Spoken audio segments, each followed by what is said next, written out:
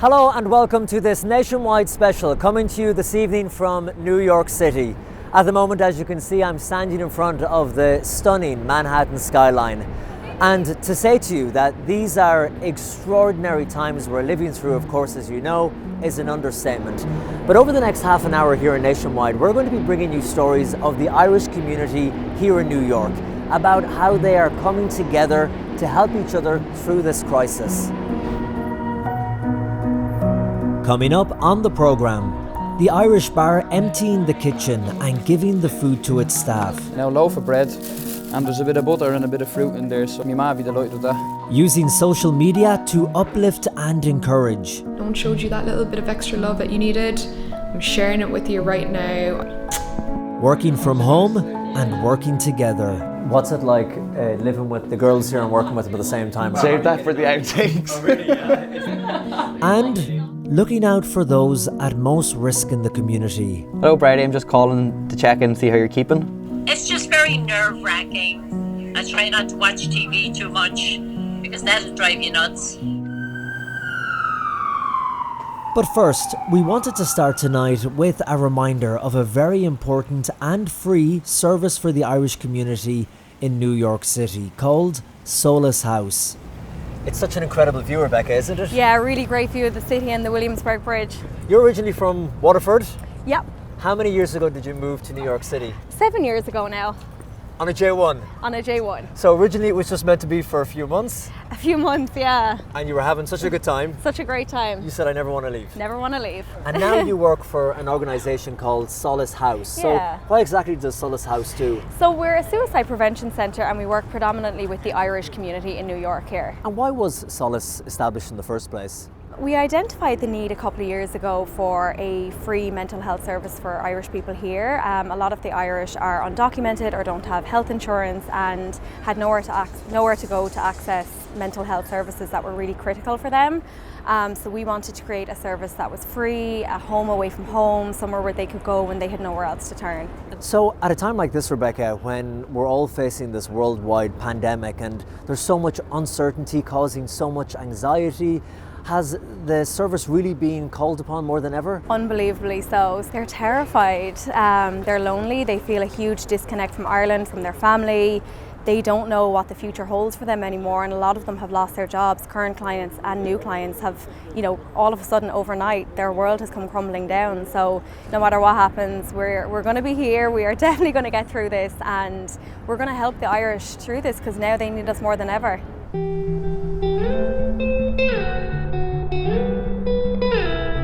As night falls over New York, once the city that never slept, now its bars, restaurants and clubs are empty. In the East Village of Manhattan, Jackdaw is a new Irish bar, which was opened 9 months ago by Sligo friends Ronan Carter and Paul McDade. Every day is different, it's fun, people are fun, you get to meet new people every day, changing drinks, cocktails, new food. It's like professional Blackgarden. It's a good way. No better man than this fella for it. Was it difficult to open a new place like this and get it up and running? Definitely was difficult. It took a lot of work. We had obviously spent a lot of time looking for the place, and it's such a hard city to find the right spot, the right time, the right everything. And I'd say we looked at over 100 places in New York before we found this one. Of course, the bar we're sitting in now is empty. You don't know when it's going to be opened up again. What are you both feeling at the moment? There's a lot of anxiety there, I think, really. It all happened very fast. Even at this point, you're still kind of reeling in it. I mean, a week ago, nobody was even really taking it as, comparably very seriously. And now our business is closed. So we're hoping that we can work something out with the landlord and that she's nice to us, but we'll see. How many people employed here? 12 or 13 in total. 12 or 13, so again, just overnight you had to call them in and say what to them? Pretty much everybody's unemployed until the foreseeable future. We don't know. Somewhere in the dark, I felt your body leave me. Although they're closed, Paul and Ronan have come into the bar today to empty the fridges and give all the food to their staff for free. I mean, the shops like are emptied like that. It's crazy. To find meat is difficult. Toilet rolls, simple things like. So anything we have, you know, we're willing to give away to, you know, firstly the staff and people that have really lost out initially, and then any friends that we have.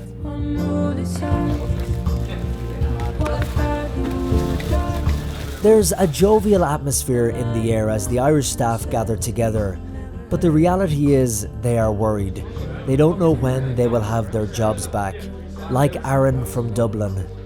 Well, at the moment we don't know when we're going to be back in work and stuff like that, so it's going to affect paying rent and just general day-to-day living. And you're in at the moment. What did you get today? Now, a loaf of bread, my ma would be delighted with that, making 2 sandwiches. And there's a bit of butter and a bit of fruit in there, so I think she'll be happy enough here with me anyway. I'm just taking it day by day at the moment and then seeing how things go and just trying to stay positive. But the Irish community, anywhere they go in the world, I think they stick together and they're quite close knit. So, as I said, the lads and everybody else here are all kind of reaching out and giving a hand to one another, which is good to see.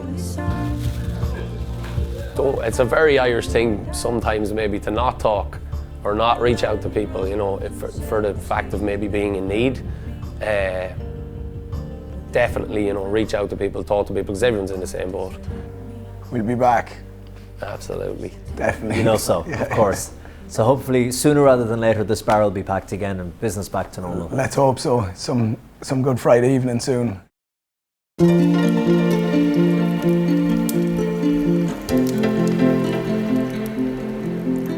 morning. It's 5:30 a.m. I have an early call time.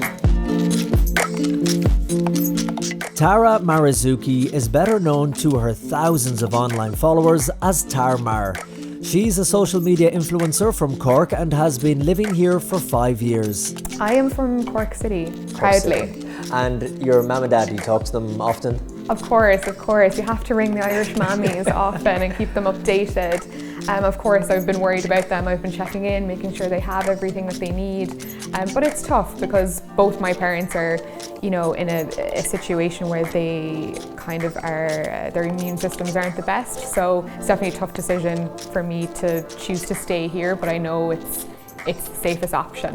Normally Tara is creating content about lifestyle and fashion, but recently she has been making an effort to keep up the spirits of her followers. I'm trying to stay eternally optimistic and I'm not feeding into the panic because no matter what, it just doesn't change anything. You have hundreds of thousands of followers, Tara, across all of your platforms, many of them Irish living here in New York. And if there was one thing you wanted them to take away at a time like this, watching your stuff, what would that be?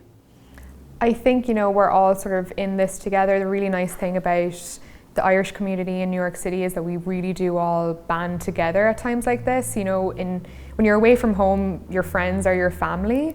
And I think once we make the most of that really and really be with each other, check in with each other, even though we're kind of recommended, you know, to social distance, really for me, it's more physical distance. We still socially can be there for each other, you know, FaceTiming, checking in. And just keeping connected and actually having those conversations we never really get to have with all of the other things going on in our lives.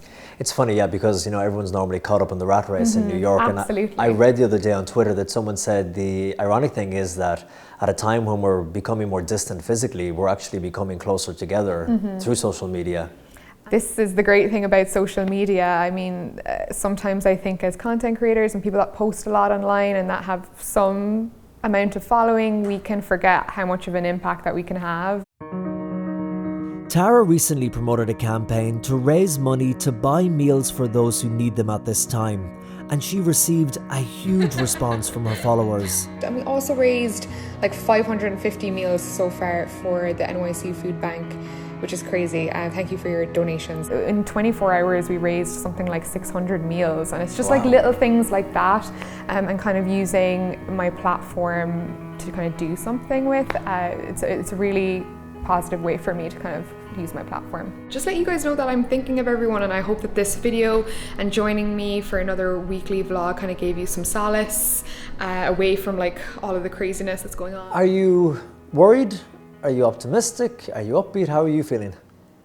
I've always found, for me, being on social media and being online as an escapism through stressful times in my life. So my job is kind of now to provide that for other people, and especially times like this is how I know I can help, is by showing up every day, bringing just a small amount of normality to people's lives. For me, being online and kind of being a positive influence just for a couple of minutes a day is, it really gets me up in the morning. Hey guys, hope you're all holding up well. The guys from RT Nationwide are just finished wrapping up, basically doing a piece on how the Irish are kind of sticking together at this difficult time, and yeah, watch out for it, it'll be out soon.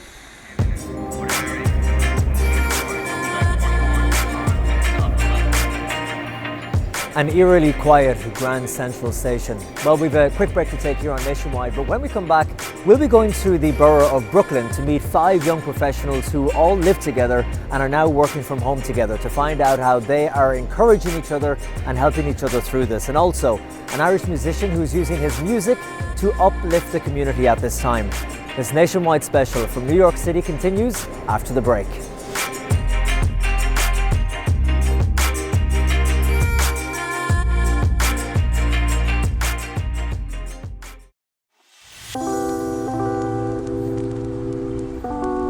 Welcome back to this Nationwide special coming to you from New York, where we're meeting the Irish community across the city and talking to them about how they're getting through this coronavirus crisis together. So we are going to do a 3 to 4 day rotation to call our seniors just to check in and see how they're keeping, and if they've developed any symptoms or if they need any errands or groceries. So I'm going to just call Peggy Cooney now.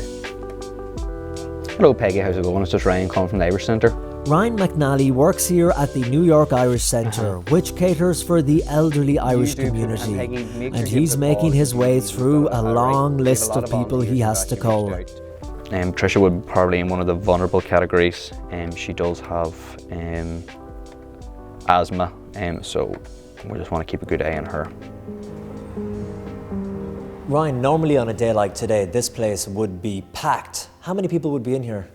Yeah, so our Wednesday lunch program is one of our largest programs. We would have around 60 to 70 on a busy day. Yeah, there's a lot of crack, a lot of laughter, plenty going on usually on a Wednesday, so it's sort of sad to see it now empty. And this really is a hub for the elderly Irish community here, isn't it? For many of our seniors, they've been with the Irish Centre from the very beginning, so this is not only like a community centre, but it's a home for them, and it's for New York, for being such a large city, it's also can be a very lonely city. Hello Maureen, how's it going? It's just Ryan from the Irish Centre. Oh. We haven't been closed that long, Maureen, have we? When you're making all the phone calls to the elderly, Ryan, what are you struck by? First of all, their gratitude that I even called. A lot of them maybe haven't heard from people for a couple of days, so even just that 5-minute conversation of how their day went, any news, anything else other than the coronavirus, that was a big thing that people didn't want to. They didn't want to talk about it. They wanted to talk about how my life was going, what we've been doing here in the centre, because we do have a great personal relationship with all of our seniors. How are you feeling, Brady, at the moment? It's just very nerve-wracking. I try not to watch TV too much because that'll drive you nuts. And I miss being at the centre in our Wednesday and our lunch programme. I'm sure we're going to get through this anyway, and we'll see each other very soon. And take care, and sure, I'll probably be speaking to you in a couple of days' time anyway. All right. And if you need anything, I'm here to help you too. Likewise, Brady, thank you very much. Okay. What would you say, Ryan, to some of the Irish elderly here in New York if they're watching this? Because I know that many of them do watch RTE here in New York on their televisions, so if they're feeling understandably apprehensive and anxious at a time like this, what would you say? And we'll just firstly say that we're here for them, and we're going to be available for anything that our senior population need, and be that even if things do get worse, we've got procedures in place to be able to help them, and we're still going to continue to do our phone calls, our check-ins, and if things develop, we have a team of volunteers who've made themselves available to go out and do those errands and jobs that they may not be able to do from the next couple of weeks and months. So there's going to be support here for them? Exactly, support, and that's the main thing for them to know, is that we're here, anything at all that we can do, that we will do. Well, I don't mind to slow down anymore. I don't mind. Hey guys, hope you're all holding up well. The guys from RT Nationwide are just finished wrapping up. In an apartment in Brooklyn, Aisling, Ciara, Richard and Jenny have transformed their small living room into a work office. Our work have organised a virtual happy hour. Yeah, so we're all going to log in via Zoom and have a drink. They all live together and now are learning to work together, as they were all told by their employers to work from home. Getting used to having more people working at home as well has kind of been like the biggest thing, but we've made do what we can in a small, tiny New York City apartment. I know, I was about to say, Trying the most to keep a positive attitude. I try not to, get scared by reading the news, all the scaremongering that's going on. It's not going to do anyone any favours. The situation isn't going to change. It's beyond our control, so we're just trying to keep positive here.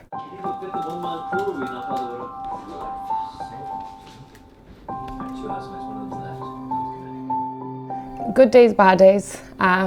So, some days, you kind of become consumed by it and, reading into all of it, and then other days you got to just get on with it and kind of, pick each other up and all that, so yeah. To keep ourselves kind of sane and kind of retain some normality, we have a routine. So we get up in the morning, we get dressed, we come here and we work for a few hours, then we have lunch, and then normally go for a walk in the nearby Domino Park, because, restaurants and bars are closed now, so kind of going for walks or a run is our outlet. To be honest with you, I always call New York the disposable city. I mean, your job, your apartments, everything can be gone, very quickly. So in that way, it's kind of just carry on as usual. Jenny O'Leary is from Cork and has been here for 2.5 years. I'm scared, grateful, petrified, anxious, but I think above all positive now. I think every single hour changes at the moment with us in New York, especially with the 5 of us in this apartment. Someone's good, then we look at the news, we look at social media, we hear something, we speak to people at home, and it's just literally changing hour by hour. Every day going back and forth, should I just go home? Will I be safer at home or will I be safer here? Well, I have my suitcases packed in my bedroom and I have, money put aside for a flight, and I'm if anything triggers me, I'm just going to go. When you're thinking about it and the anxiety that it causes, yeah. How do you deal with that? So I have about 5 or 6 different things that I've been doing to try to cope. So the first one is I think about what makes me happy the most, and it's my dogs in Ireland. So they're corgis, and I just literally look at corgi photos. I have my corgi teddies, I have my corgi little stress ball, and I just it's okay, they're here. And your corgi and my corgi slippers. I'm Amazon's #1 customer in the corgi section. But no, seriously, thinking about things that make me happy at home really calm me down. How do you make sense of it all, Jenny? I know you and your housemates go for a walk down by beautiful Domino Park every evening, and you're looking out at the beautiful skyline of Manhattan. When you look at the city and you think of what we're going through at the moment, how do you just analyse it? Because when you're down in Domino Park and you're standing there in Williamsburg and you're looking across the most beautiful city in the entire world, and you think about everything that you've achieved here and everything that you've went through, if you can make it here, literally, you can make it anywhere. And I know that's so cliche, but seriously, you're wow, I'm here, I'm living in New York and I'm going to get through this. I've gotten through everything in the last 2.5 years, but all the things New York throw at you, this is going to be fine. Jenny, it was great talking to you. Thank you so much.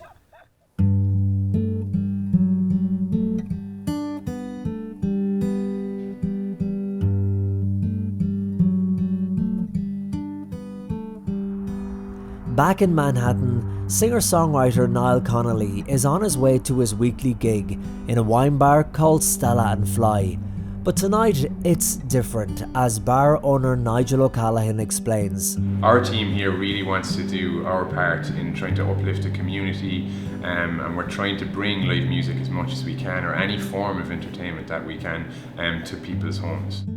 So even though the wine bar must now be empty, Nigel is broadcasting the performance live on Instagram as people watch with a glass of wine from their homes. We live in boxes, on boxes. It's a high price to pay for a little privacy. Still I got door handles and curtains 2 rooms and 3 keys. I come with time to believe these things necessities. Newborn neighbor cries. I come home late, I try to come home quiet, and in the morning we nod and smile in the corridors.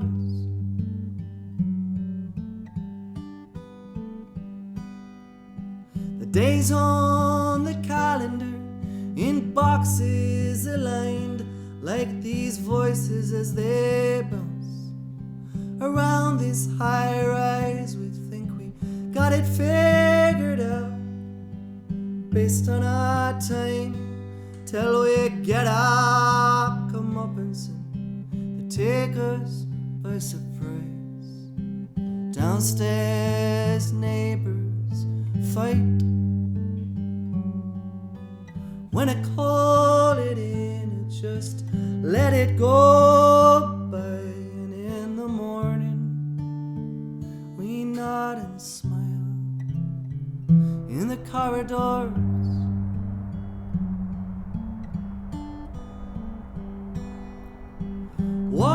There's no doubt, just like at home in Ireland, things here in New York City are going to be difficult for the foreseeable future. But what you've seen tonight on Nationwide is just a glimpse of how the Irish community have been responding across the city. Yes, it's going to be tough, but they've been helping each other through it and will continue to do so. We're all in this together. So until next time, thank you so much for watching and good night from New York City. 'Cause we are more than these mortgage boxes, more than this sheetrock corridor. Yeah, we are more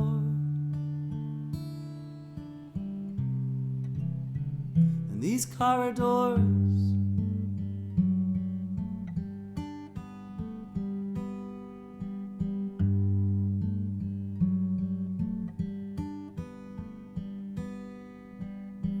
We live in boxes we'll go.